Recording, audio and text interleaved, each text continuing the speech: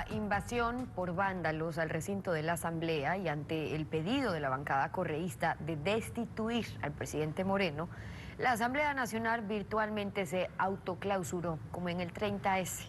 Eliseo Azuero, coordinador de la bancada del BIN, del Bloque de Asambleístas Independientes. Buen día, bienvenido a Contacto Directo. Estefi, buen día ecuatorianos. Soy independiente, no soy coordinador del BIN, soy parte del BADI. Gracias, la aclaración. La Asamblea se autoclausuró por decisión de la mayoría, por acuerdo con el Ejecutivo o para no tratar esa moción del correísmo.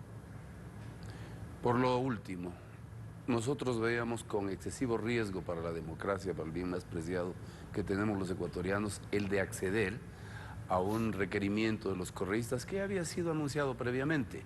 Ellos, de manera altisonante, habían sostenido la tesis de que había que requerir la renuncia y la destitución del presidente y llamar a muerte cruzada. Me parece que en su agenda lo que ellos pretenden sobre todo es dejar sin rastro todos los hechos de corrupción que se generaron en el pasado.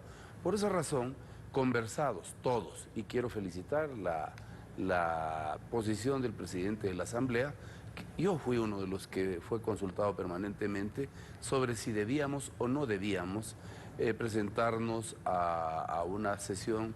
Primero, no había cómo por falta de garantías. Segundo, no perdamos de vista que la mayoría de los asambleístas están diseminados en la geografía del Ecuador y era prácticamente imposible lograr el quórum. Además, las garantías no existían y lo más grave de todo era aquello que ya se había anunciado. Imagínese usted, Estefi, que en un momento así de complejo, algún asambleísta, como era obvio, iba a presentar la moción de destitución del señor presidente de la República. Claro, pero en ese supuesto al de calor que de las presente... circunstancias, no. Ok, si en el Pleno hay una mayoría móvil que apoya al gobierno, ¿tenían miedo entonces de que no funcione esa mayoría para rechazar las propuestas del correísmo? A ver, la mayoría móvil no apoya al gobierno, apoya la institucionalidad.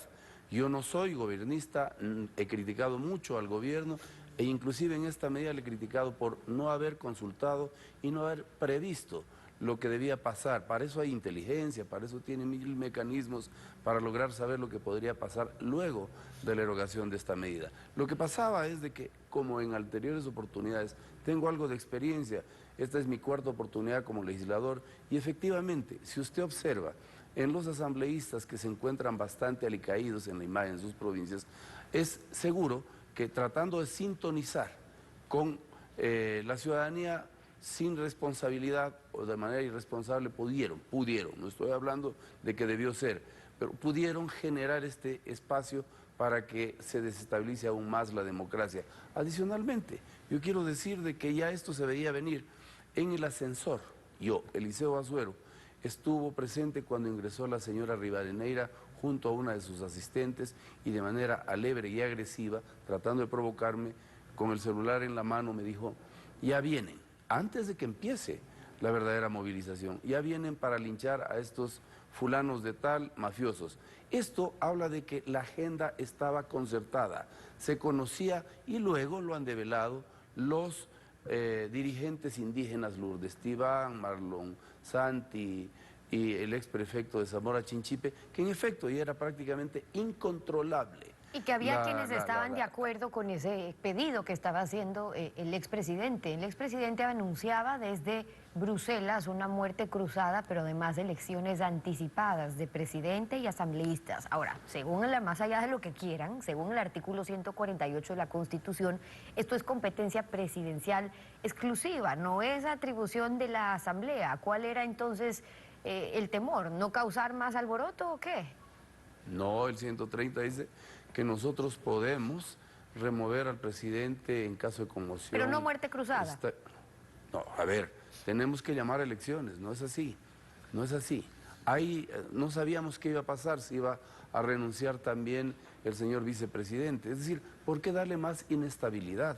Esto más bien abona a que con criterio firme, decidido, buscamos sobre todo sostener el bien más preciado de los ecuatorianos, que es la democracia.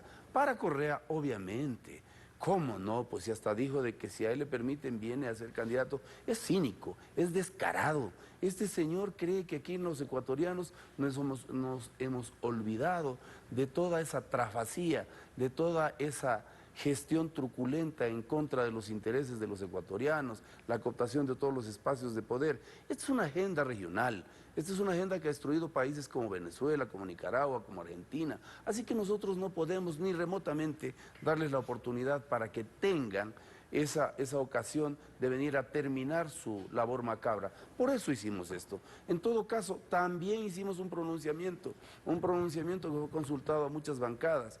Y nos reunimos inclusive 25, 26 legisladores en algunas partes de la ciudad para buscar alguna solución. Así que yo sí le quiero decir a los ecuatorianos, luego del pronunciamiento que hiciéramos, sencillamente hubo un ataque mediático, un ataque por medio de redes sociales, que estoy seguro que no es de los ciudadanos conscientes, es sencillamente esos casi 30.000 trolls que tiene asalariado la revolución ciudadana con la plata de los ecuatorianos. Sencillamente no podemos ni debemos correr ningún tipo de riesgos, más aún con un gobierno que no ha sido acertado, que no ha sabido comunicar de forma adecuada las medidas ni ha sabido consensuar. Claro, ahora, lo que sí se evidenció en estos momentos y el temor justamente que tenían es por la fragilidad política, que en otros casos o intentos sí terminaba dando de baja a un presidente.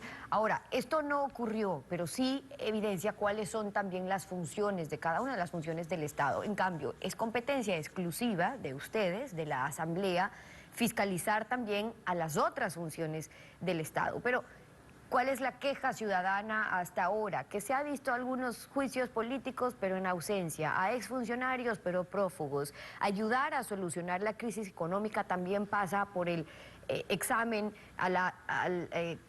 de la Asamblea que aprueba al Ejecutivo presupuestos o presupuestos con déficit. La Asamblea está en medio de esta crisis. La pregunta es, ¿qué le resta por hacer, evidenciando estos 12 días de paralización y las responsabilidades que hoy hay que investigar para su tarea de fiscalización?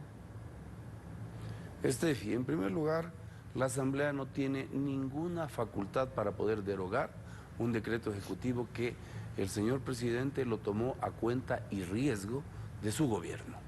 En segundo lugar, nosotros ya ofertamos la posibilidad de hacer de vínculo para un diálogo que deponga las actitudes tensas que existían en los dos bandos. ¿Qué es lo que nos corresponde? No somos nosotros quienes podemos garantizarle a los ecuatorianos, por ejemplo, la recuperación de los dineros robados. Es la función judicial. Lamentablemente, yo mismo hice una investigación de que el 80% de los jueces de la Corte Nacional de Justicia no habían llegado de manera adecuada. Esa investigación la tienen actualmente, la tienen algunos segmentos. Es un trabajo denodado que tiene que hacer la Fiscalía. Claro, pero del mismo lado, si usted habla con la función judicial, dirán que hace falta determinada ley, es por incumplimiento de determinada ley que no se cumple y ahí está Yo preguntaba sobre la fiscalización a las otras funciones del Estado. ¿Por qué? Porque usted mismo se ha referido, después de estos 12 días de movilización y lo que se evidenció y se denunció, porque ojo, el gobierno no puede solamente salir a decir que aquí hay un plan desde Cuba, desde Venezuela, con venezolanos que han entrado al país con el anterior gobierno, que están conspirando. No ha de ser que recién se enteraron. ¿Dónde está inteligencia? ¿Dónde está la fiscalización de, uno, cumplimiento de ley o inobservancia de ley y de las otras funciones del Estado?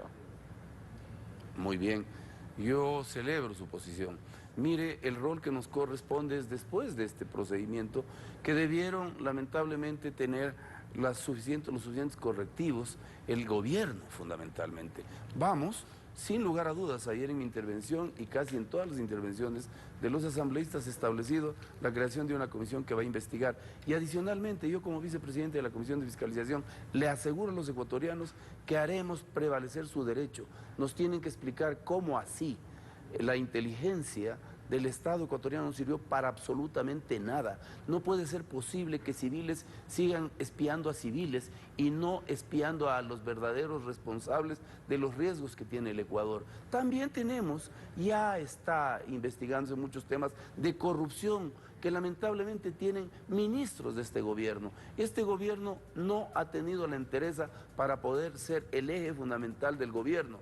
Hay islas de poder y hay ministros que tienen agenda propia. Ahí coincido con el señor Vargas. Son muchos de ellos vagos, inoficiosos y no quieren trabajar en beneficio. Le corresponde al presidente tomar correctivos si es que no quiere que esta situación se degrade aún más. Ahí está el rol de fiscalización también. Eliseo Azuero, gracias por participar y acompañarnos hoy en Contacto. A usted, Steffi.